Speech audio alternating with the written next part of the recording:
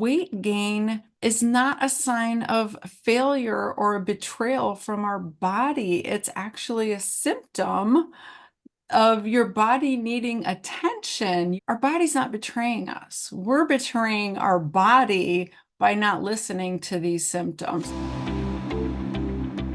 Well, Dr. Tabatha, I am so excited to have you back. This is like our third or fourth conversation here on the Core Connections podcast. And I always love chatting with you. You always have so much amazing information to share with everybody.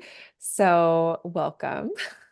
Thank you. I know you and I are so aligned because although we are focused on physical health and the body, we know that there's a bigger piece to it, right? The mind and the soul connection is integral, and it's necessary to address that part if you actually want to get healthy.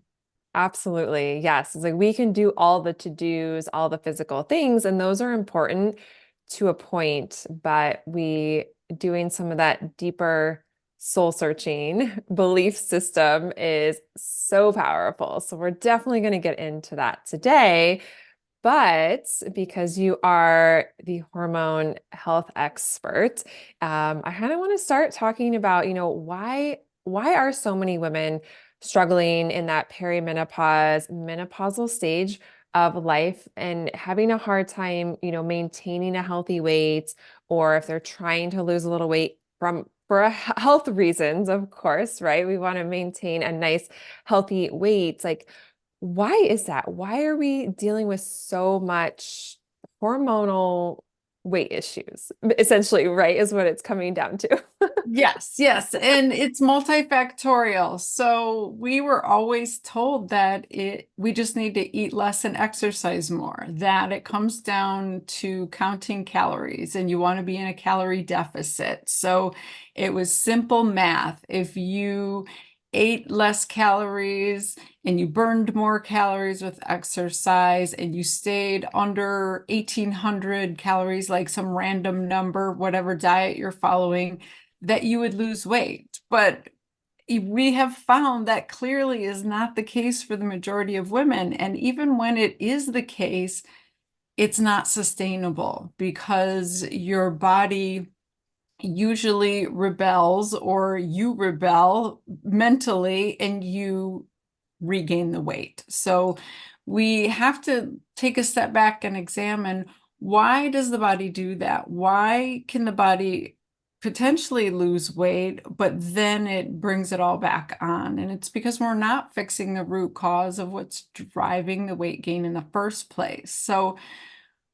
forever, I thought my body was betraying me. I hated my body. I thought my back pain was because my body hated me, and my exhaustion and not being able to work in a sleep deprived state. I like, why can't you just get through? Why can't you keep going? And the more patients I saw, I realized that the majority of us women have this hateful relationship toward our bodies. We despise it. We call it all kinds of horrible names. We talk so bad to ourselves like we never would to a girlfriend or our children. And so it's this constant hateful relationship, and truly you cannot heal a body you hate. But the biggest piece that we were missing is that weight gain is not a sign of failure or a betrayal from our body. It's actually a symptom of your body needing attention. You need to address something. And so our body's not betraying us. We're betraying our body by not listening to these symptoms and taking a step back and looking at, like, why am I carrying around this extra 30 pounds? And I know for me, like, I worked for 20 years to go from high school dropout to physician, right? Like, I was working my butt off and doing all the things and raising my kids and trying to keep my marriage together.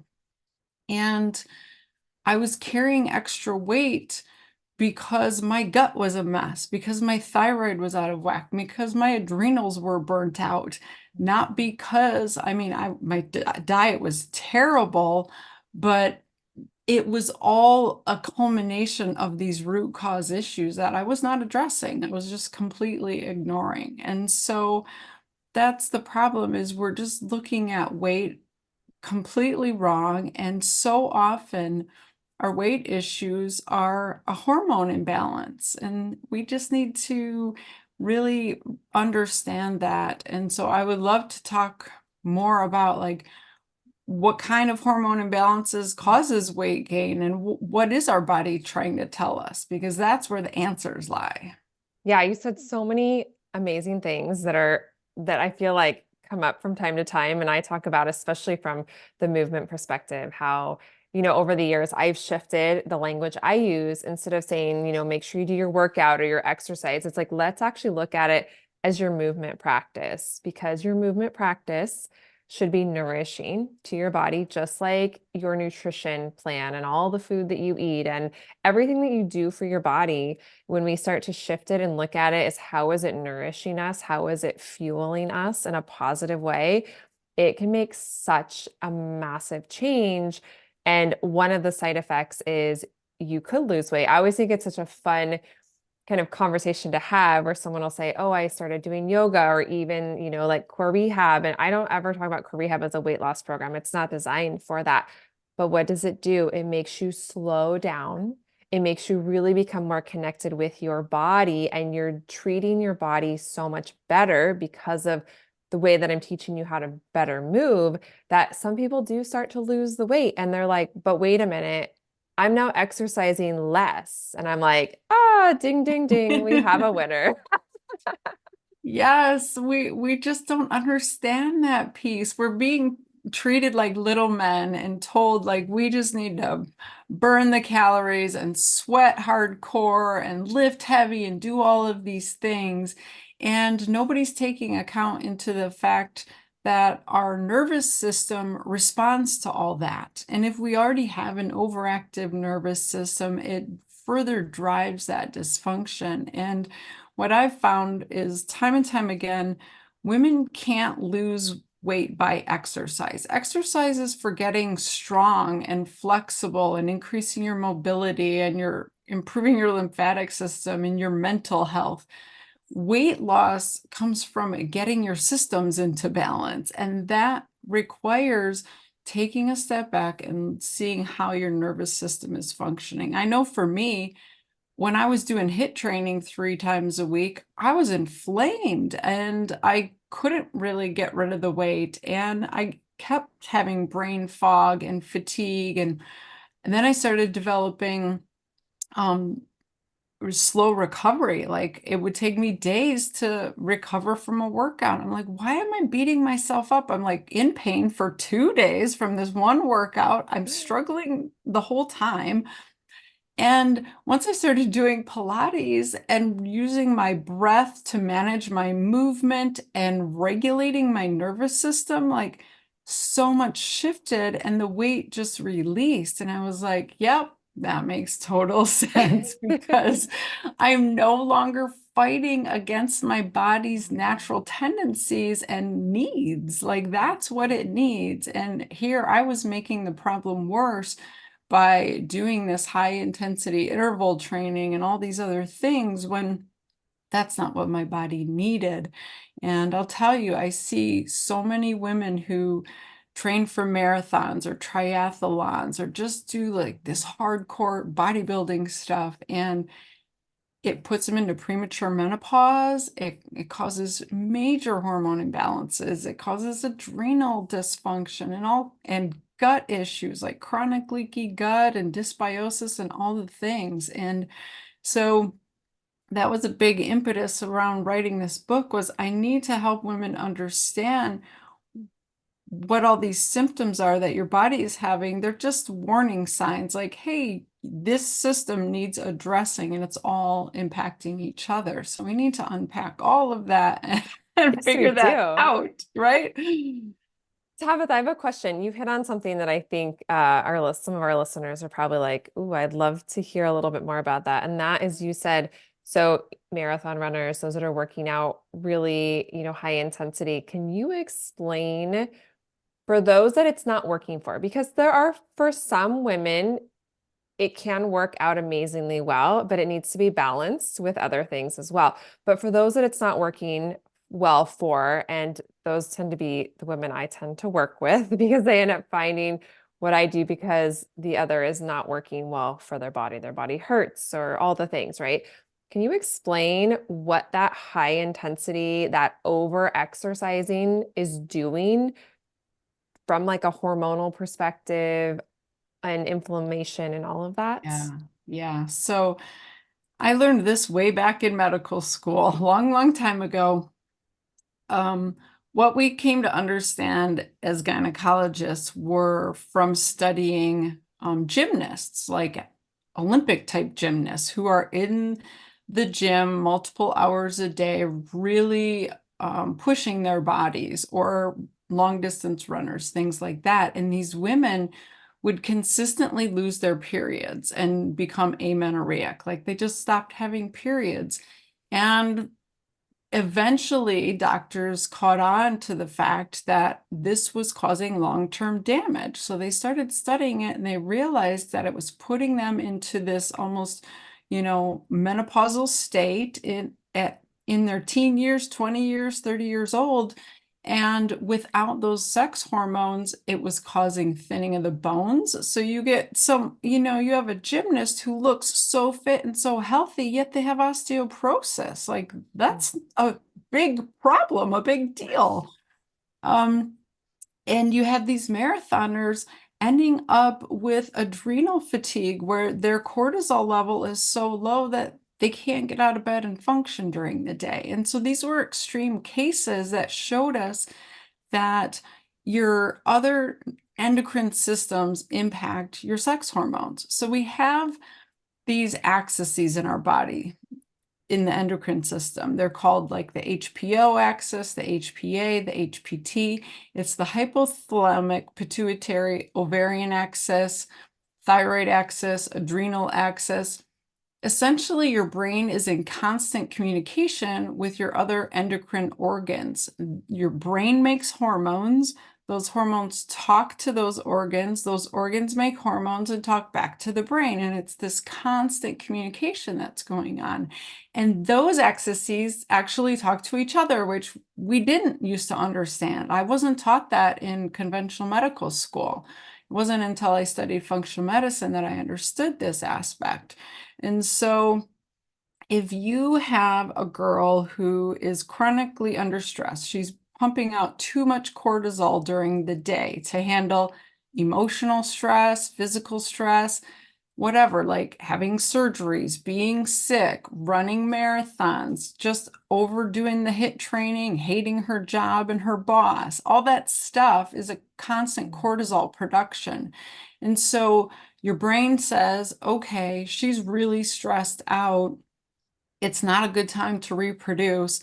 Let's divert resources and not focus on reproduction. Let's downregulate her sex hormone production so that we can make more cortisol and adrenaline to handle this tiger she's running from, which she's not really running from, but that's what your physiology is thinking. And so your ovaries don't make progesterone. They stop ovulating, and you start to go slowly, month after month after month, into this hormone imbalance that over time just gets worse and worse and starts to show up as irregular periods, heavy periods, no periods.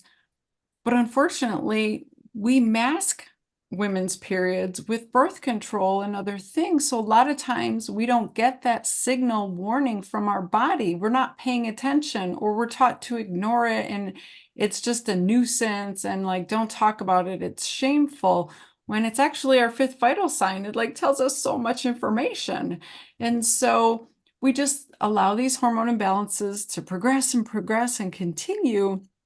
And we miss all the potential signs until it's like super obvious. And you're like, okay, I don't want to function anymore. I can't get through my day. I'm struggling, or I have diarrhea constantly, or now I'm up 40 pounds and I can't get rid of it. There's some breaking point that a woman finally says enough is enough. And then she searches for some answers. And by then she's got probably a lot of gut imbalances because of all of that. It's amazing how stress, I always find it so fascinating that the stress in the body, it's like you can't heal a body that is still extremely stressed because of how much that not only affects everything you just talked about, but the gut aspect. Do you want to talk about the gut part of this a little bit? Yeah, this is so important. So, if you have been diagnosed with irritable bowel syndrome, or you feel like you might have it, like get the book, jump to chapter 3 and just read it because I talk all about how I was given this diagnosis like the first year of medical school. And for 20 years, I just thought I have IBS. Like that was my thing. I have Hashimoto's, I have IBS, I have all these things, right? I never stopped to realize, like, why do I have IBS? What the heck is going on? Even though I was trained, it's these collection of symptoms. You have irregular bowels, you might have some cramping right after you eat, seems to be associated with stress. There's not really anything we can do to fix it, but there's lots of drugs to manage the symptoms. So I went on all the drugs. I went on Bentyl and Prilosec and all these things. I had an endoscopy, you name it, and nothing ever worked.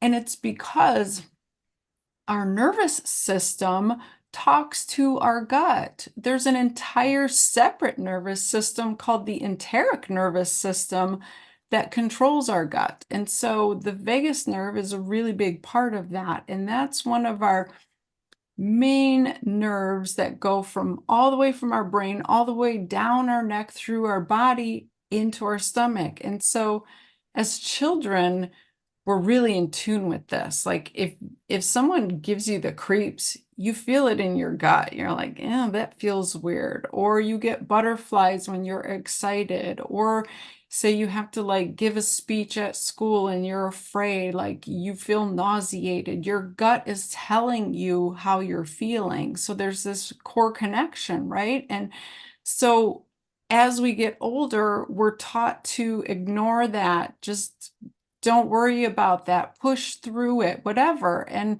really, we're just learning to ignore our intuition and our signs from our body.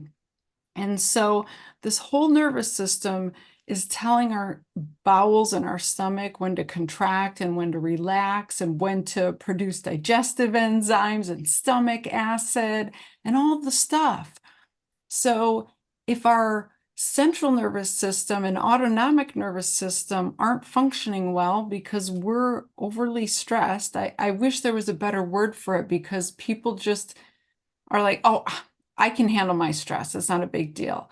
You mentally might be able to handle your stress, but your physiology is not handling it. Your physiology is still responding, even though you've mentally learned how to ignore it. So, you have to realize that your intestines are still responding. Your good bacteria are still being killed off. You're still creating leaky gut, which drives autoimmune conditions and food sensitivities and all these other things I talk about. Your an immune response in your body. So we have to stop acting like because everybody's doing it, it's not a big deal. Well, it must be normal because everybody's stressed out. It's like just because it's common doesn't make it normal. And so there's so many things. And it really impacts how our gut functions. So with IBS, you have an overactive nervous system, which affects the microbiome living in your gut and how your food is digested and all those processes. And those contribute to lifelong problems, vitamin and mineral deficiencies, and which lead to anxiety, depression. I had both of those. I was on Zoloft and then Lexapro and then Effexor. They cause bone loss and the list goes on. And we don't take a step back to say, okay, what's the root cause of all this craziness? Yeah. Yes. So well said. So, kind of on the digestion topic, can you talk about fasting a little bit? Because I feel like well, one, fasting is such a umbrella term. And I feel like it's for women, it's a very gray area because even from my perspective, I know women that can fast and they feel better. And then I also know and work with women who I wouldn't recommend more than like an overnight longer fast because they need that energy. Their adrenals, right, need that energy. Can you talk a little bit about that? Help to clarify Oh my some of gosh. that for women. And also, I guess on this, I feel like it's different for women who are perimenopause versus once you are in menopause, correct? Yeah, so there's some caveats. Let me just say, overall, I really believe God created our bodies to feast and famine. Like we didn't, start our civilization with grocery stores on every corner. That's just not how we survived for thousands and thousands of years. So this is all a very new phenomenon in this century for us as humans to have nonstop access to food 24/7. Like you always have food around you. And your body does not want food all of the time. I talk about this in the book, why it's so destructive, because it actually requires energy to digest food. So sometimes it sets you back. When I was doing my surgical rotations as a medical student and a resident, I had to write orders, NPO, do not feed this patient. That I had to write it as an order because it was a healing technique that we were employing to help the patient recover from surgery. Like if you feed a body that is ill, it can't send those resources to do that healing process. So we typically don't feed people for a couple days after surgery. And we've gotten away from this idea because people are like, well, I should be eating. Like they just get into this routine and this habit. But unfortunately, what we've come to see is that we now have an obesity epidemic, a diabetes epidemic, and now a fatty liver epidemic.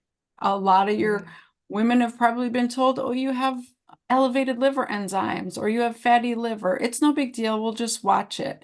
And it's a huge deal. Like it's on almost going to be the number one cause of liver transplantation in this country. There's Oh, wow. 24% of US adults have fatty liver, and it's from the processed foods that we're eating and all of the alcohol that we're drinking, all of the sugar. So back in the 1800s, we ate about 2 pounds of sugar a year per person. So over a course of the year, you would have 2 pounds of sugar.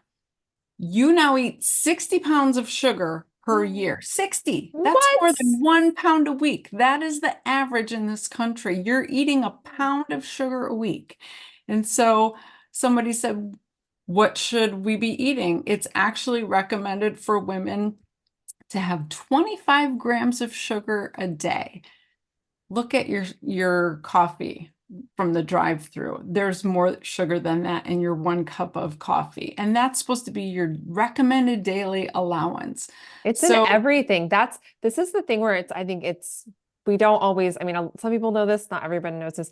It's snuck in so many yes. things that you have, like if you're with processed foods, obviously, or like you said, the coffees and stuff, we have to get back to a place where bitter is good tasting because we've got to get ourselves off of that sugar. It's just snuck in everything. And if you really start looking at labels, I think you would be like, so many people are just shocked at the amount of sugar that's in things. I was absolutely shocked. I thought I was eating so great, and I looked at the back of my tuna packet. I thought, okay, this has got to be just tuna fish.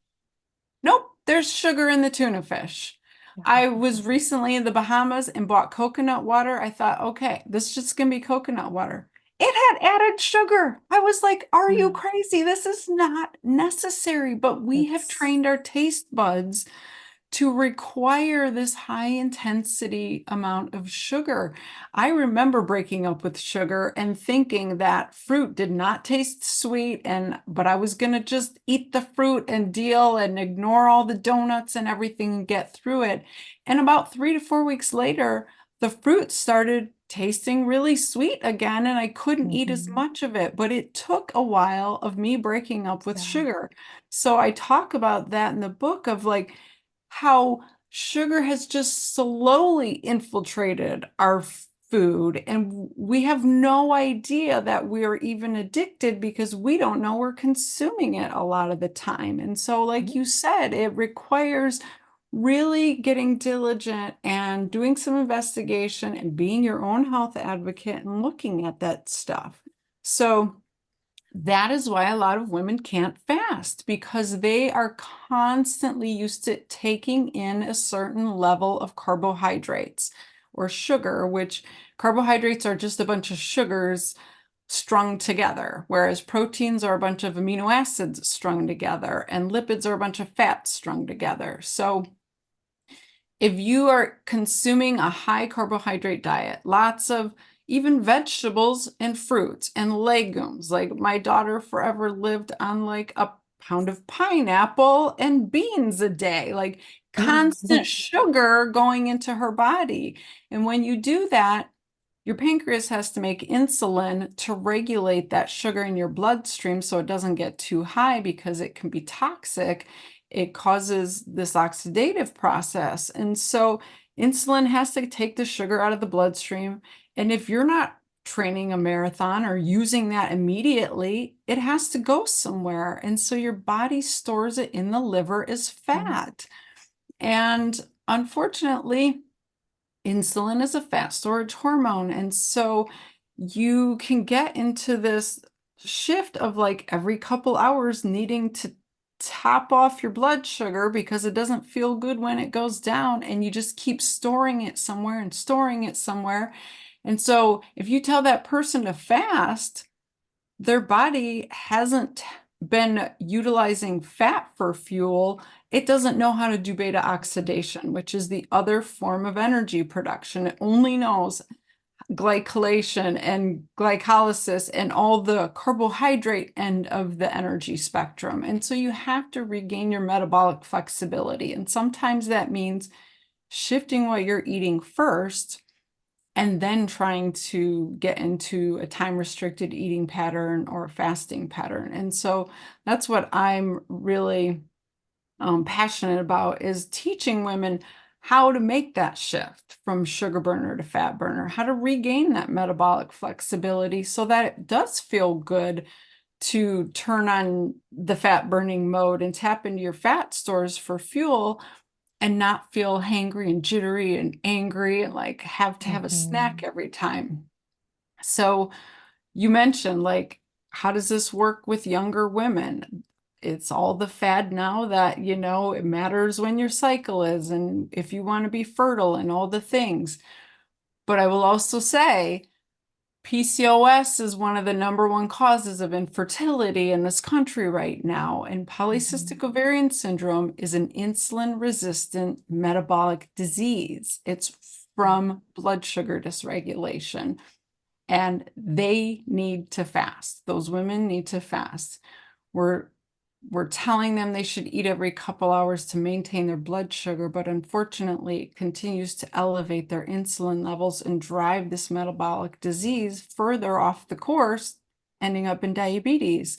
So we don't need to eat every couple hours. We need to Mhm. focus on eating God's food that's nourishing, that has enough fat and protein that's more satiating, because you make more energy or ATP with fat and protein than you do with carbohydrates. And so you feel better longer, you have more energy longer, it's more sustainable. So women who are trying to fast like on a vegan diet or a high carb diet, it's almost impossible and it's not safe or healthy. So that's part of the caveat of knowing that piece of it. And I would say everybody should be eating in a time restricted window. Like you should not eat from dusk until dawn. We were not created to like roll out of bed and start consuming and then consume until we go to sleep. Like, that's not what our physiology wants to do. We cannot be healthy that way. So I love longer fasts for menopausal women because they don't have to worry about their cycles and their fertility. But I will tell you, like when we were talking about the gymnasts and the athletes, that is extreme. If you're doing that, it's going to affect your cycle. If you're doing a time restricted eating of only eating in an 8 hour window period, that's healthy and that's not going to be a detrimental thing for your cycle. It's going to be beneficial. Does that make sense? Oh, absolutely. Yeah, I think with it, it's slowly shifting your body. And I don't know, from my perspective, I like to tell women focus on eating more animal protein and more good fats. And if you focus on that and you're fueling Absolutely. yourself up with good lipids and good amino acids, one, you're then not going to feel the need to have to fill yourself up with carbohydrates. So, right, would you agree with me? Like more animal protein, women don't get enough animal protein. Number one across the board. Like I feel like it's really hard, even for myself. Like I have to be diligent. And sometimes I like purposely make myself eat a little bit extra animal protein than I would usually because I'm like, I'm every once in a while like try to keep tabs of where I'm at. And I'm like, oh, I'm slowly decreasing again. I got increase it because we just have to. And it's really hard some days to actually eat enough. And especially if you are going to eat more in a time restricted, pattern, I think you have to be even more aware that you are getting enough good quality animal protein and fats. Would you agree with that? Absolutely. That's like Yeah. one of the key factors. You want to start your day with fat and protein because if you don't, you're on the sugar roller coaster for the entire day.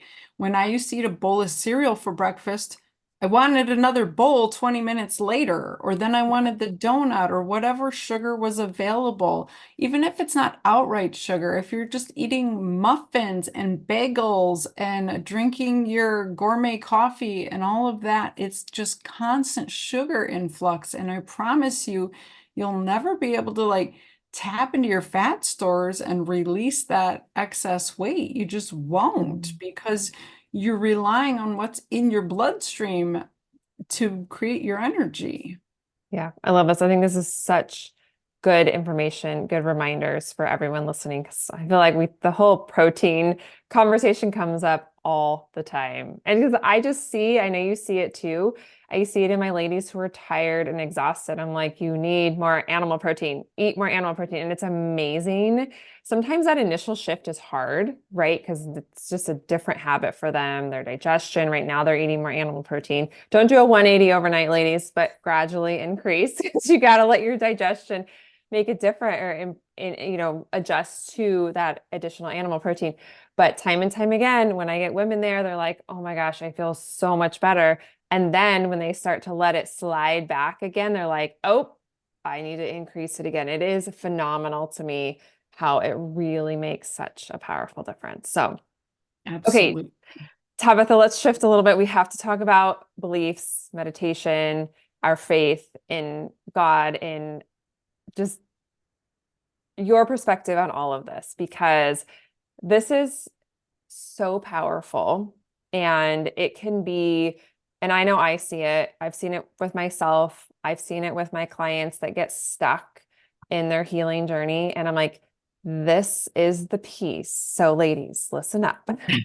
Oh my gosh, This, yes. I feel like this is like the most important thing. We can do all the to-dos. We can be eating all the animal proteins. We can be doing the right movement. But if we are not searching deeper within ourselves or for our faith, that journey, that's where we can hit these hurdles. So, Mhm. And I'll tell you, I have seen thousands of women in my time. Like I've delivered thousands of babies, I've done over 1,000 surgeries, I've seen just endless women and listened to their stories and read their intake forms and looked at their history and time and time again, there's a pattern of I eat because I'm bored or I need to be distracted or I'm stressed out or I'm just in a hurry and I need to grab something. I don't have time. That's one of the biggest things. And it's very mindless. Like that is how I functioned forever, mindless eating. When I actually logged for a week straight everything that I put in my mouth, down to the last Hershey kiss, it was an eye-opening experience. I was in shock. I was like, I would have never even thought about those two cookies that I just grabbed at the nurse's station because they didn't count. I was just walking by and someone offered them to me and I just ate them. You know, that is literally the way that we think. And so we have all kinds of feelings around food. We have this love-hate relationship. We use food for emotional comfort to get us through situations. We show love with food a lot of the times. We celebrate with food, like all of it, right? So we have to unpack all that because that comes with a lot of baggage. And part of it is that we need to realize that we are more than our physical body. We are actually souls having a human experience for a short time on earth. God gifted us with these bodies, and it turns out that having faith is not just about like believing in God and praying and being grateful for that, but actually taking care of the vessel that He lent to us and using it wisely. You know, I started just really studying the Bible for everything related to health because this is my calling and I need to figure out what's going on. And time again, scripture was like, do you not know your body is a temple of the Holy Spirit? You are not your own. You were bought at a price. Like, care for your body. That is how you honor God. And so it just became more clear to me that the way we treat our bodies, we just wouldn't do to other people that we loved. And what it comes down to is we're not truly showing compassion and love and forgiveness for ourselves. We show it to everybody else, but not to ourselves. And that's where women get stuck. It's like this mountain that they can't get over when it comes to their health. They like, I'm doing all the right stuff. I'm eating all the right food. I'm doing the fasting. I did the adrenal test. I took the gut supplements. What's wrong? And it's because they're still listening to the recordings in their mind of you're fat, you're never going to heal, you're always going to be in pain, you're not strong, you can't, you know, be as graceful as Erica, or whatever the stupid lies are that our mind tell ourselves, and then they just start playing over and over and over.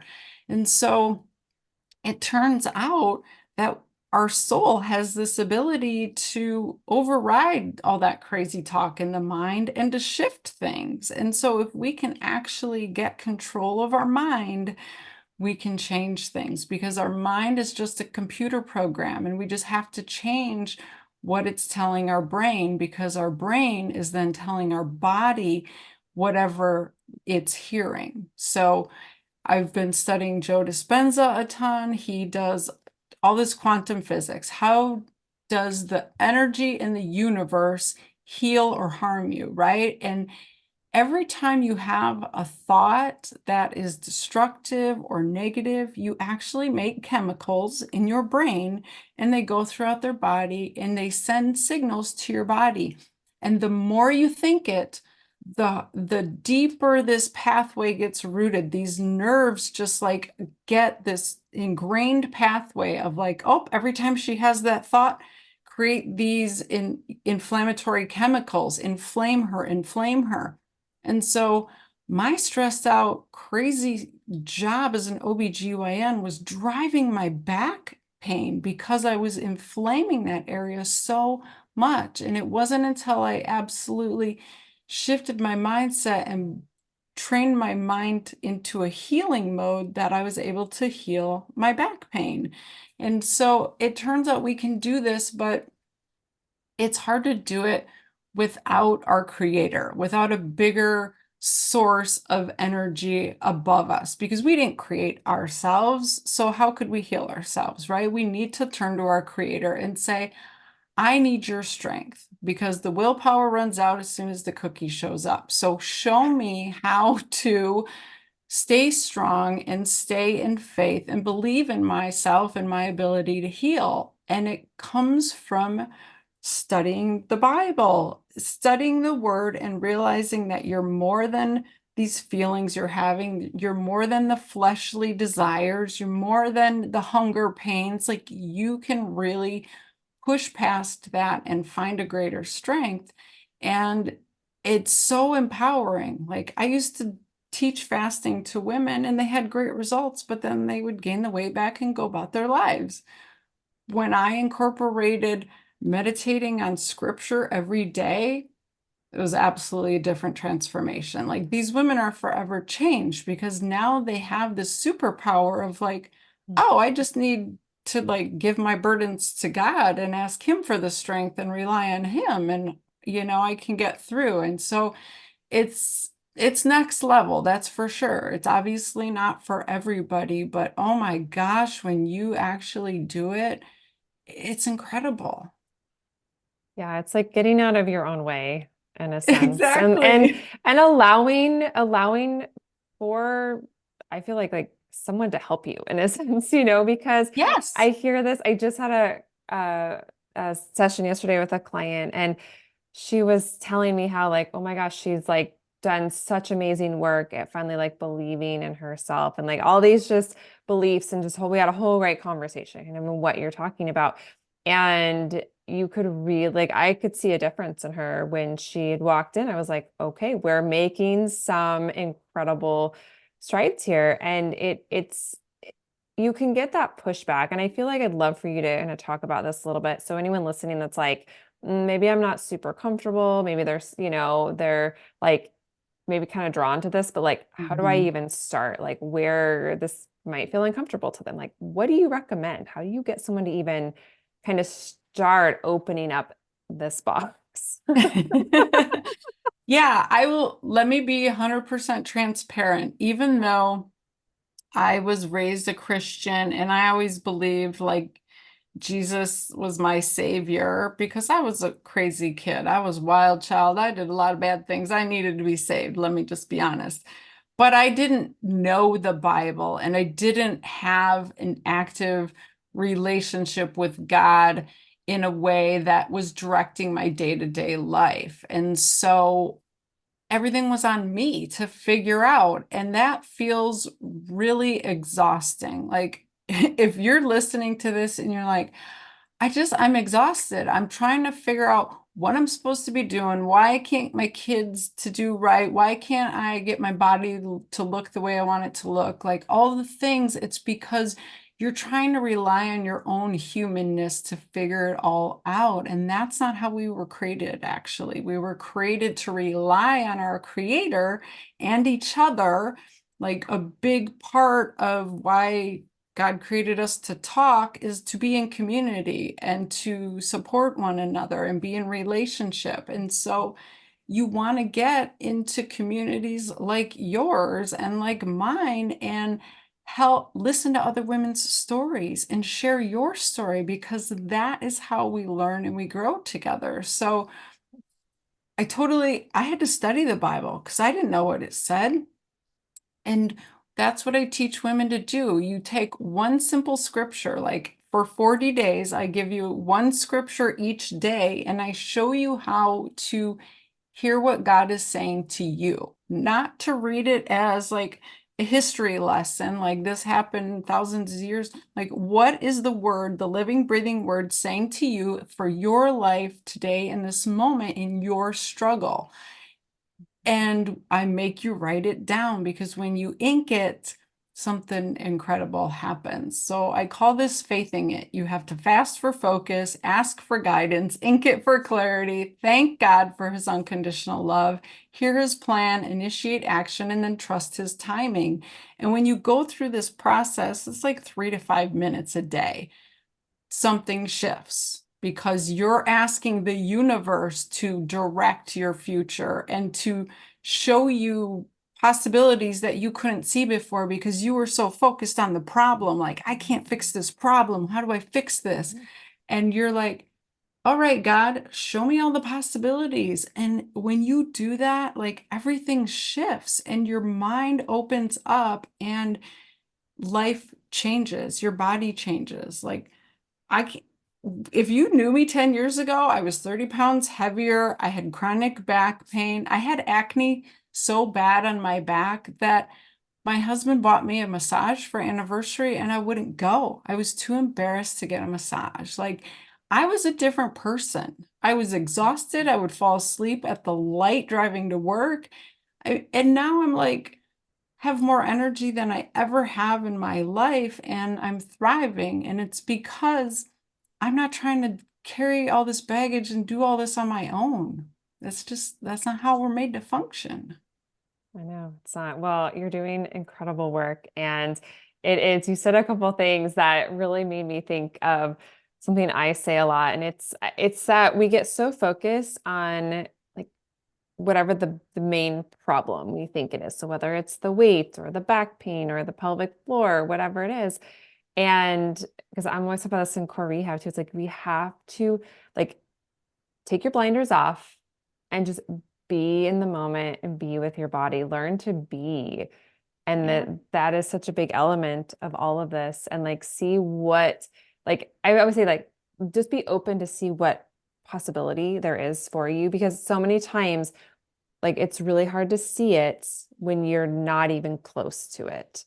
But you have to just, it's like the trust, it's the faith that just be like, if this is something you want, and you want to feel better, you want to be more energized. And I love your story, Tabitha, because it's like, you know, I always think so many times like people say, oh, well, I'm getting older, and they use that excuse to like, that's a whole other conversation, I know. But they use that as an excuse to be like, why I have X, Y, and Z going on. And it's like, yeah, but look at how many women, as they've gotten older, have actually gotten healthier because of being willing to make changes, being open to exploring something new that even if it's scary, you guys, it's the scary stuff, the stuff that feels the most uncomfortable, that is the stuff that will forever change your life.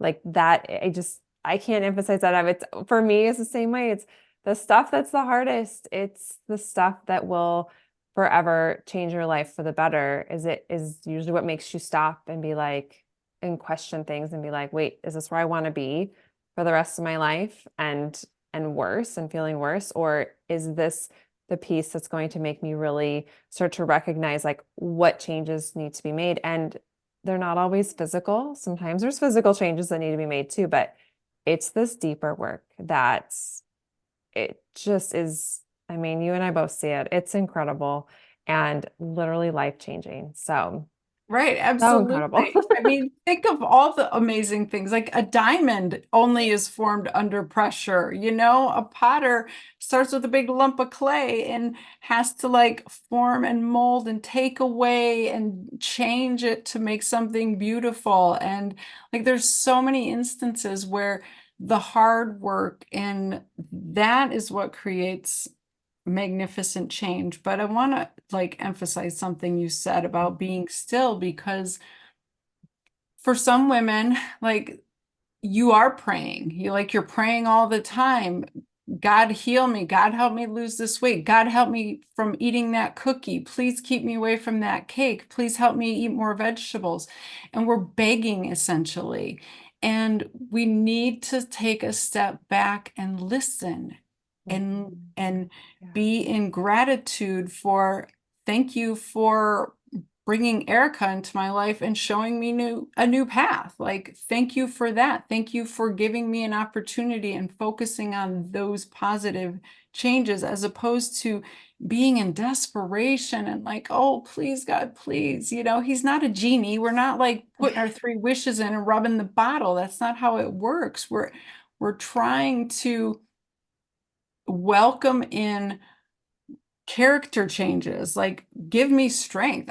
When I pray, I say, please give me The ability to see new opportunities. Please connect me with the right people, not like, oh my gosh, prevent me from gaining weight. So it's a big shift in your mindset and how you are just looking at things overall. I think that's a big part of it. But like you said, you have to lean into the difficult changes because that is the only way change actually happens for the better. Yeah. And consistency, like consistency creates change. That's the biggest thing. Like Yeah. we go to the gym for 2 weeks and we're like, why don't we look like Erica? What's going on now? Well, you guys, Erica's been working out nonstop for 20 plus years.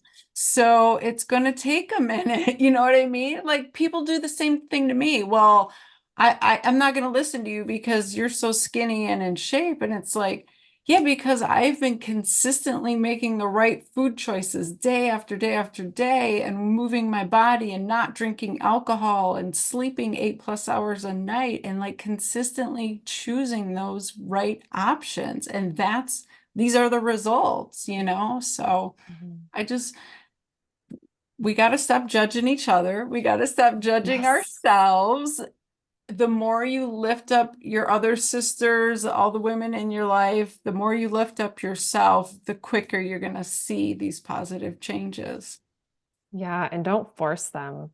That element which Right. you were talking about, like we have to, the word surrender always kind of comes up for me. That's like there's Mhm. an element of like surrendering to like, okay, what am I supposed to be learning here? What is it I need to be doing or not doing, And it can forever change your life. I feel like for me, when we were talking about stress at the very beginning, and it's like for me, I would say that is one big area of my life that I didn't even know for so many years, how stressed I truly was till I really worked on the element of being more present with myself just in life.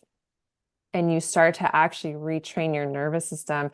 And it's hard work, you guys. I'm not going to lie. Like, that was probably one of the biggest things I've ever done for myself that created such a big transformation for me personally, because it allowed me to have more patience with life and kids and be more open and even find a deeper level of my of connection with my own body and listening to my body. But it's hard. And because we're trying to and trying something new, we have all those thoughts that come up, oh, this is too hard, I'm never gonna get there. And we just have to constantly keep kicking that BS out and be like, no, if you want it, you can get there, but it's not always a pretty straight, quick path. No, it's not. But I actually created something called Future Gazing with God. Like, if you want to just get the book and go to chapter 8 and do this exercise, it taps into what you're talking about and it gets you there quicker because you're going to envision the woman that you want to be. I did this, I don't know, 7 years ago, something like that. Time's kind of a blur Yeah. since the pandemic. Um, but like, I was so miserable. I just remember one day saying to the medical assistant, I just want to sit and drink coffee while my patient talks to me. I want to sit in my jammies with my coffee and take care of her. And I started like thinking about what do I really want my life to look like? And I wrote it all out. And I promise you right now, I'm living that. Like I have my coffee. I'm virtually seeing my patients in my jammy bottoms from home. I'm home to take my kids to school in the morning and pick them up and cook them dinner and do all the things that I envisioned with this future gazing. And if you try to see yourself through God's eyes, your creator, like who thinks you're incredible and amazing and wonderful, like you can really turn yourself into the person that you're supposed to be, that you're supposed to be. Like we know there's better versions of ourselves that we're not living into, right? And that's what you did. And I want that for every woman. So I have this little thing that you can do, and it really helps you get there quicker. Amazing. Well, I'm so excited to read your book when it Yay. comes out. I cannot wait. Will you share with everyone where they can get your book, because obviously we'll launch this once your book is available, or pre-sales anyway in that time, so everyone knows about it. And then I know you had a little guide for everybody as well, right? Yeah, I mean, we got all kinds of guides, like Balance Your Hormones Naturally guide, the guide to intermittent fasting, the 5 ways to get rid of your food cravings, like that's a whole emotional eating thing that we do. Um, but I do want to mention like this Fast to Faith, the program is laid out in the book, but it's also an online program with a sisterhood and a live community where I'm on Zoom every week doing a live explanation and teaching and Q&A session, and like the women just eat it up. They love it and they're supporting each other. So you could totally jump in on that. It starts for Lent, which is actually Valentine's Day this year, February 14th. So if you could put that in the show notes, that would be awesome because Yeah, I would we love to will. see ladies in the live, like connecting and really getting the most out of this. But yeah, or you can just get a couple books with your girlfriends and do that together or whatever. So it's just fasttofaith.com, and I'm really excited about this. Me So I too. hope to be Well, there. Thank yeah, I'm you. excited for the work you're doing. It's so fascinating. It's so fun to be in the position that we are to get to help people change their lives for the better. So it's so fun. Absolutely. Like it's such an honor. And my dog is very happy. I see that. I see that he had to come join in the fun. Well, thank you, Tabitha. Is there any last things you wanted to add before we wrap up here? I thank you, Erica. I just want to tell women that you are fully capable of being the woman that I know you feel like you should be in your heart. We all have that little deep nagging thing, like I was meant for more, or this isn't all there is kind of thing. And your girls are probably a little bit younger. My audience is a little bit older, but even if you're 30 or 35 or 40, like I recommend figuring this out now. Don't wait until you hit your menopausal breaking point and you can't even function because your hormones are gone. It's so much easier to just do this work now.